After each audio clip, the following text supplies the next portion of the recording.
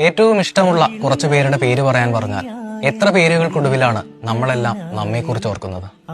എനിക്ക് എന്നെ തന്നെയാണ് ഏറ്റവും ഇഷ്ടമെന്ന് പറയാൻ നമുക്കിപ്പോഴും കഴിയാറില്ല. അങ്ങനെ കഴിയുന്നിടത്ത് നാം നമ്മെ സ്വയം ചേർത്ത് നിർത്തുന്നിടത്ത് വെച്ചാണ് സത്യത്തിൽ ജീവിതം ആരംഭിക്കുന്നത്. അങ്ങനെ ഒരു യാഥാർത്ഥ്യത്തിലേക്കുള്ള യാത്രയാണ് നിമ്നയുടെ ഏറ്റവും പ്രിയപ്പെട്ട എന്നോട് എന്ന പുസ്തകം. ഇതിലെ കഥാപാത്രങ്ങൾ ഒരുപക്ഷെ നമ്മുടെയൊക്കെ ചുറ്റുമുണ്ടാവാം. അവർ കടന്നു പോകുന്ന മാനസികാവസ്ഥയിലൂടെയൊക്കെ എപ്പോഴെങ്കിലും നമ്മളും കടന്നുപോയിട്ടുണ്ട്.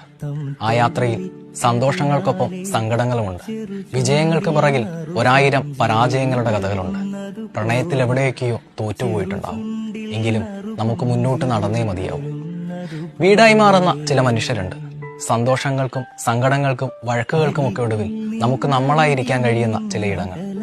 അങ്ങനെയുള്ള ഒരു മനുഷ്യനിൽ നിന്നുണ്ടാവുന്ന ഏറ്റവും വേദനയേറിയ മുറിവുകളെ എങ്ങനെയാണ് നേരിടുക എന്ന ചോദ്യത്തിന് നിമ്ന എഴുതുന്ന വളരെ മനോഹരമായ ഒരു മറുപടിയുണ്ട്.